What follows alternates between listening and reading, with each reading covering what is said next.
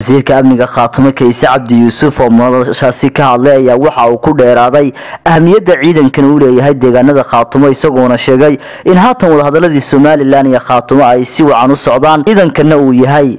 bilowga heshiisyada fulay arrinta aan maanta isugu nimi ee inteenana kulmisay ee aynu taariikhda ku suntanahay waa heshiiskii aynaba ka dhacay 20 November 20 October heshiiskii ka dhacay aynaba ee ay ku heshiiyeen Somaliland iyo Khatumo heshiiskaasi qodob buu lahaa ra'yi iyo hadal baa la isii fulin buu u baahnaa in la fuliyo waa laga maarmaan marka uu heshiis fulayo dhaqan galayana waa maanta oo kale maaha macnuhu waxa weeye maanta lama heshiin hore loo heshiiyay meelo badan buu soo maray dibad iyo gudaba leh waa la socoteen qarameyntii ciidanka oo qodob muhiim ah oo ku jiray wada hadaladii Somaliland iyo Khatumo ciidankii koobaad ee Khatumo ee aanu ku wareejino ciidanka qaranka Somaliland annagu wasiir ahaan iyo Khatumo ahaan aanu wareejinayna munaasabadiisii baynu maanta isugu nimi laga wada hadlay oo laga heshiiyayna waxa qodobkii u horeeyay hirgalay wuxuu ahaa in xabad joojina la sameeyo nabadna la wada qaato waayo haddaan nabad dhicin wada hadal ma soconayo haddaan nabad dhicin oo dagaal lagu jiro ilaa iyo intii wada hadalka la bilaabayna dagaal la meeydaan gelin meel dhib ka meeydaan sameyn waxay la tahay waxaad ku fadhideen uun heshiiska ay meesha ku dambeyn doono waxaan aad iyo aad uga mahadnaqayaa halkan dawladdii hore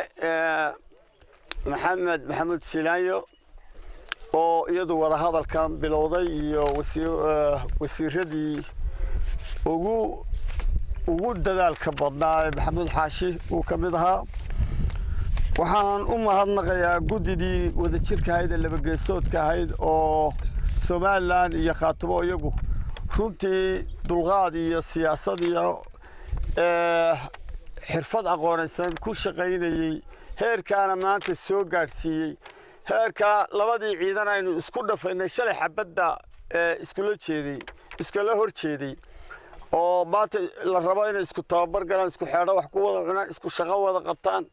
yani aad baan uga mahadnaqayaa waxaan u mahadnaqayaa shacabka reer Khatumo iyo ka Somaliland oo labaduba nagu gacan siinayeen heshiiska iyo nabadda waxaan si gaar mahad ugu naqayaa meelihii gudaha meelaha shirka uu ka dhacayay magaaladan Balcad oo ahayd lafdhabarta ama meelaha ugu tunkaroon Khatumo saldhigyadeeda aad iyo aad baan shacabka reer Balcad ugu mahadnaqayaa shacabka aynaba oo gogashi u horeysay iyo gogashi u dambeysay iyagu lahaa waa u mahadnaqaynaa waxaan kugu wareejinayaa 200 oo askari iyo 7 baabuur oo 5 baabuur oo tignika oo kuwaasa iyo gaariga xamuulka booyadii biyaha oo halka taalaad aragtaa gaariga daba taagayay intaas kugu wareejinayaa laga bilaabo saacada aan taaganahay iyo bisha oo maanta 3 iyo 10 Soomaha bisha ninkaasaad kala xidhiidhaysan taliyihiin raalli ma ku tihiin raalli gacantaaga raalli ma ku tihiin ciidanka qaranka Somaliland soo kaba bitiin saacada laga bilaabo waxaa tihiin ciidanka qaranka askari kastaana wuxuu leeyahay xuquuqda ciidanka qaranku leeyahay waajibkaad leedihiin baa idina la idinka rabaa ciidannimo kaasaa la idinka doonayaa haddii ilaahay garto anigoo ku hadlaya afka degmada deegaanka Balcad iyo nawaaxigeeda waxaan marxaati ka nahay oo aan goobjoog ka nahay